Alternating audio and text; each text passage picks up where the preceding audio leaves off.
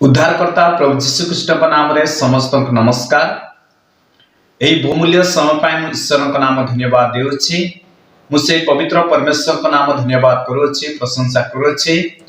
पिता परमेश्वर पुणी थे यही सुंदर समय मते देइछन्ति। सेतिपाई प्रिय बंधुगण आसंतु विलंब न करी आजिर बाइबल अध्ययन आमाने आरंभ करिबा।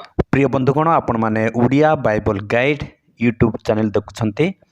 प्रिय बंधुगण आज आमाने पवित्र आत्मा को प्रतीक विषय अध्ययन करिबा।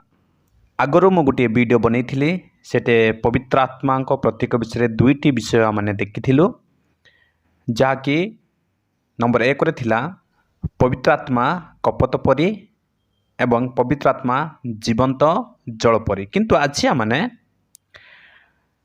पवित्र आत्मा तैल आउ अग्नि सदृश मुद्रांक या मुद्रांकित वायु बा प्रश्वास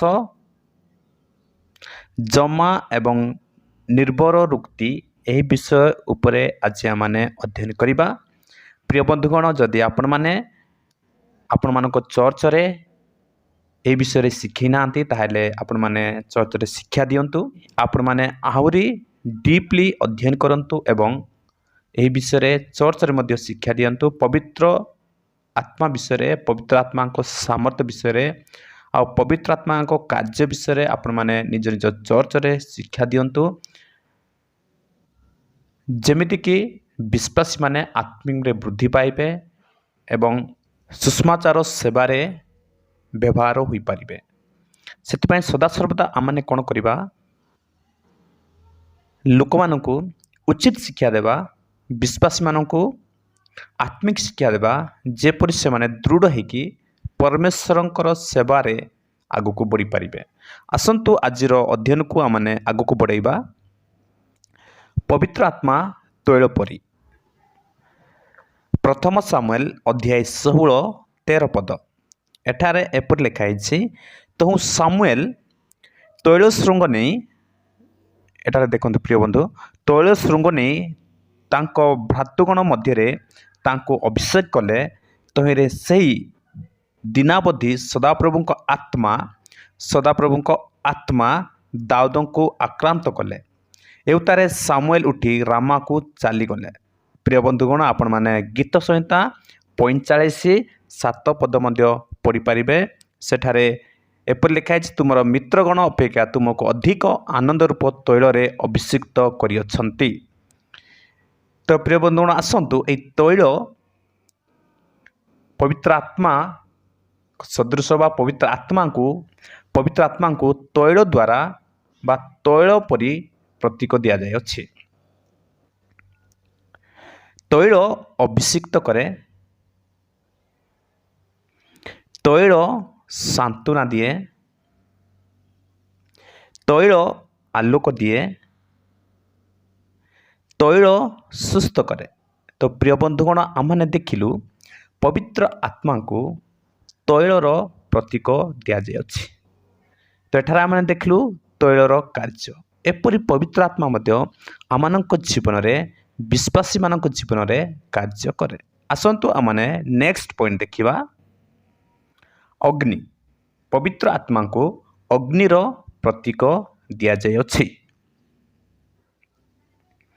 लूक अध्याय 3:16 पद सेठारे लिखा है, जहन समस्त को उत्तर देले, मु सिना तुमानंकु जलरे बाप्तिस्म देउछि, मात्र मोठारे जे अधिक शक्तिमान से आसुछन्ति ताहांको पादुकार बंधन पिठाइबाकू योग्य नुहे।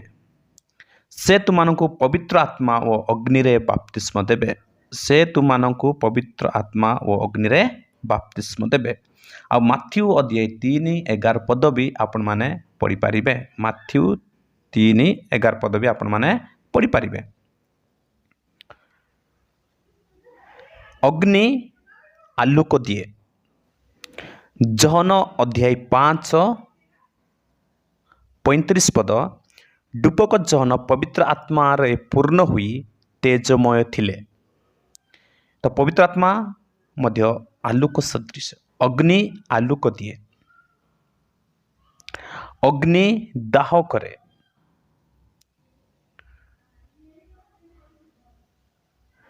ଅଗ୍ନି ବିଶୁଦ୍ଧ କରେ। ମଲାକି ଅଧ୍ୟାୟ 3:2 ପଦ ଆପଣମାନେ ପଢ଼ିପାରିବେ 2-3। ପବିତ୍ର ଆତ୍ମା ବିଶୁଦ୍ଧିକାରୀ ଅଗ୍ନି ଦ୍ୱାରା ବିଶୁଦ୍ଧ କରନ୍ତି। ମୁଦ୍ରାଙ୍କ ପବିତ୍ର ଆତ୍ମା ଆମମାନଙ୍କୁ ମୁଦ୍ରାଙ୍କିତ କରିଅଛନ୍ତି। ଏଫେସୀୟ ଅଧ୍ୟାୟ 1:13 ପଦ। ତାହାଙ୍କଠାରେ ତୁମେମାନେ ସୁଦ୍ଧା ସତ୍ୟ ବାକ୍ୟ ଅର୍ଥାତ୍ ତୁମମାନଙ୍କ ପରିତ୍ରାଣର ସୁସମାଚାର ଶୁଣି ବିଶ୍ୱାସ କରି ପ୍ରତିଜ୍ଞାତ ପବିତ୍ର ଆତ୍ମାଙ୍କ ଦ୍ୱାରା ମଧ୍ୟ ମୁଦ୍ରାଙ୍କିତ ହୋଇଅଛ। ମୁଦ୍ରାଙ୍କିତ ହୋଇଅଛ। ମୁଦ୍ରାଙ୍କନ ପ୍ରମାଣ ଦିଏ। ଆମେ ଯୀଶୁଖ୍ରୀଷ୍ଟଙ୍କୁ ବିଶ୍ୱାସ କରିଥିବାରୁ ପବିତ୍ର ଆତ୍ମାଙ୍କ ଦ୍ୱାରା ଆମେ ମୁଦ୍ରାଙ୍କିତ ହୋଇଅଛୁ ବା ଆତ୍ମାଙ୍କ ଦ୍ୱାରା ଚିହ୍ନିତ ହୋଇଅଛୁ। ଆତ୍ମାଙ୍କ ଦ୍ୱାରା ମୁଦ୍ରାଙ୍କିତ ହୋଇଅଛୁ। ସେଥିପାଇଁ ପ୍ରିୟ ବନ୍ଧୁଗଣ, ଏଠାରେ ଆତ୍ମାଙ୍କୁ ମୁଦ୍ରାଙ୍କ ସହିତ ତୁଳନା କରାଯାଇଛି ଏବଂ ମୁଦ୍ରାଙ୍କନ ପ୍ରମାଣ ଦିଏ। ମୁଦ୍ରାଙ୍କନ ସୁରକ୍ଷିତ କରେ। ପ୍ରିୟ ବନ୍ଧୁଗଣ, ମୁଦ୍ରାଙ୍କନ କ'ଣ କରେ? ସୁରକ୍ଷିତ କରେ।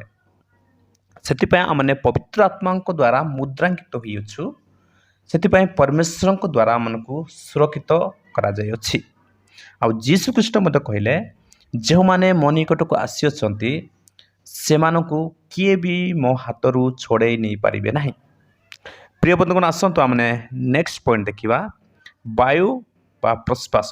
ପବିତ୍ର ଆତ୍ମାଙ୍କର ଆଉ ଗୋଟେ ପ୍ରତୀକ ହେଉଛି ବାୟୁ ବା ପ୍ରଶ୍ୱାସ। ଜହନ ଅଧ୍ୟାୟ 3:8 ପଦ। ବାୟୁ ଯେଉଁ ଦିଗରେ ଇଚ୍ଛା କରେ ସେହି ଦିଗରେ ବହେ, ଆଉ ତୁମ୍ଭେ ତାହାର ଶବ୍ଦ ଶୁଣିଥାଅ, କିନ୍ତୁ ତାହା କେଉଁଠାରୁ ଆସେ ପୁଣି କେଉଁଠାକୁ ଯାଏ ତାହା ଜାଣିନାହ। ଆତ୍ମାଙ୍କଠାରୁ ଜାତ ପ୍ରତ୍ୟେକ ଲୋକ ସମ୍ବନ୍ଧରେ ସେହି ପ୍ରକାର। ବାୟୁ ଶକ୍ତିଶାଳୀ ଅଟେ। ପ୍ରେରିତ ଅଧ୍ୟାୟ 2 ପଦ ବି ଆପଣମାନେ ପଢ଼ିପାରିବେ। ନାହିଁ ତ 2ରୁ ତଳକୁ ଆପଣମାନେ ପଢ଼ିଲେ ସେଠାରେ ପବିତ୍ର ଆତ୍ମା ଯେତେବେଳେ ଅବତରଣ କଲେ, ସେଠି ପବିତ୍ର ଆତ୍ମାକୁ ବାୟୁ ସହିତ ତୁଳନା କରାଯାଇଛି ବା ବାୟୁର ପ୍ରତୀକ ଦିଆଯାଇଅଛି। ବାୟୁ ପୁନର୍ଜୀବିତ କରେ। ପ୍ରିୟ ବନ୍ଧୁଗଣ, ଯେତେବେଳେ ଆମେ ଜିଜିକଲ ଅଧ୍ୟାୟ 37 ପଢ଼ିବା, ସେଠାରେ ଲେଖା ହେଇଛି ସେ ମୃତ ଅସ୍ଥିଶକକୁ ପୁନର୍ଜୀବିତ କଲେ। ବାୟୁ ଅଦୃଶ୍ୟ କିନ୍ତୁ ପ୍ରଭାବଶାଳୀ। ବାୟୁ କ'ଣ ଅଟେ? ଅଦୃଶ୍ୟ କିନ୍ତୁ ପ୍ରଭାବଶାଳୀ। ଆମେ ନିଶ୍ଚିନ୍ତ ଭାବେ ଆତ୍ମାଙ୍କ କାର୍ଯ୍ୟ ଦେଖିପାରୁ ନା। ଜହନ ଅଧ୍ୟାୟ 3:8ରେ ଯୀଶୁଖ୍ରୀଷ୍ଟ କହିଲେ ଯେ ଅଦୃଶ୍ୟ କିନ୍ତୁ ପ୍ରଭାବଶାଳୀ ଅଟେ। ଏପରି ଆତ୍ମାଙ୍କୁ ବାୟୁ ବା ପ୍ରଶ୍ୱାସ ଦ୍ୱାରା ପ୍ରତୀକ ଦିଆଯାଇଛି ଏବଂ ପବିତ୍ର ଆତ୍ମା ଏପରି ଆମ ଜୀବନରେ କାର୍ଯ୍ୟ କରିଛନ୍ତି। ଆସନ୍ତୁ ଆମେ ନେକ୍ସଟ ପଏଣ୍ଟ ଦେଖିବା। ଜମା ବା ନିର୍ଭର ଉକ୍ତି। 2 କରନ୍ତି ଅଧ୍ୟାୟ 1:22 ପଦ। ସେ ମଧ୍ୟ ଆମମାନଙ୍କୁ ମୁଦ୍ରାଙ୍କିତ କରିଅଛନ୍ତି ଓ ଆମ୍ଭମାନଙ୍କ ହୃଦୟରେ ପବିତ୍ର ଆତ୍ମାଙ୍କୁ ବଇନା ସ୍ୱରୂପେ ଦାନ କରିଅଛନ୍ତି। ପ୍ରିୟ ବନ୍ଧୁଗଣ, ପବିତ୍ର ଆତ୍ମା ଗ୍ୟାରେଣ୍ଟି ଦିଏ। ପବିତ୍ର ଆତ୍ମା ଦ୍ୱାରା ଆମମାନଙ୍କୁ କ'ଣ କରାଯାଇଛି? ମୁଦ୍ରାଙ୍କିତ କରାଯାଇଛି ଏବଂ ପବିତ୍ର ଆତ୍ମାକୁ ଆମମାନଙ୍କୁ ବଇନା ସ୍ୱରୂପ ଦାନ ଦିଆଯାଇଅଛି। ଏଫେସୀୟ ଅଧ୍ୟାୟ 1:13-14। ତାହାଙ୍କଠାରେ ତୁମେମାନେ ସୁଦ୍ଧା ସତ୍ୟ ବାକ୍ୟ ଅର୍ଥାତ୍ ତୁମମାନଙ୍କ ପରିତ୍ରାଣର ସୁସମାଚାର ଶୁଣି ବିଶ୍ୱାସ କରି ପ୍ରତିଜ୍ଞାତ ପବିତ୍ର ଆତ୍ମାଙ୍କ ଦ୍ୱାରା ମଧ୍ୟ ମୁଦ୍ରାଙ୍କିତ ହୋଇଅଛ। ଈଶ୍ୱରଙ୍କ ଗୌରବର ପ୍ରଶଂସା ନିମନ୍ତେ ତାହାଙ୍କ ନିଜସ୍ୱର ମୁକ୍ତି ଉଦ୍ଦେଶ୍ୟରେ ସେ ଆମମାନଙ୍କ ଅଧିକାରର ବଇନା ସ୍ୱରୂପ ପବିତ୍ର ଆତ୍ମାକୁ ଏଠି ବଇନାର ପ୍ରତୀକ ଦିଆଯାଇଅଛି। ପ୍ରିୟ ବନ୍ଧୁଗଣ, ଆମମାନଙ୍କ ଜୀବନରେ ପବିତ୍ର ଆତ୍ମା କାର୍ଯ୍ୟ ଆବଶ୍ୟକ ଅଟେ। ପବିତ୍ର ଆତ୍ମାଙ୍କ କାର୍ଯ୍ୟ ଦ୍ୱାରା ଆମମାନେ ଶକ୍ତିଶାଳୀ ଭାବରେ ପରମେଶ୍ୱରଙ୍କ ସେବା କାର୍ଯ୍ୟ କରିବା ଏବଂ ପରମେଶ୍ୱରଙ୍କ ରାଜ୍ୟକୁ ଆମମାନେ ଘୋଷଣା କରିପାରିବା। ବିନା ପବିତ୍ର ଆତ୍ମାର ଶକ୍ତିରେ ଆମମାନେ ସାହସରେ ସୁଷମାଚାରକୁ ପ୍ରଚାର କରିପାରିବା ନାହିଁ। ସେଥିପାଇଁ ପବିତ୍ର ଆତ୍ମା ଆମମାନଙ୍କ ଜୀବନରେ ଶକ୍ତିଯୁକ୍ତ କରେ, ଆମ ଜୀବନକୁ ଷ୍ଟ୍ରଙ୍ଗ କରେ, ଆମର ବିଶ୍ୱାସକୁ ବଢ଼ାଏ। ସେଥିପାଇଁ ପ୍ରତ୍ୟେକ ଦିନ ଆମମାନେ ପବିତ୍ର ଆତ୍ମାଙ୍କ କାର୍ଯ୍ୟ ଦ୍ୱାରା, ପବିତ୍ର ଆତ୍ମାଙ୍କ ଶକ୍ତି ଦ୍ୱାରା ଆମମାନଙ୍କ ଜୀବନକୁ ଆଗକୁ ବଢ଼ାଇବା, ଆମମାନଙ୍କ ଆତ୍ମିକ ଜୀବନକୁ ଆମମାନେ ବୃଦ୍ଧି କରିବା।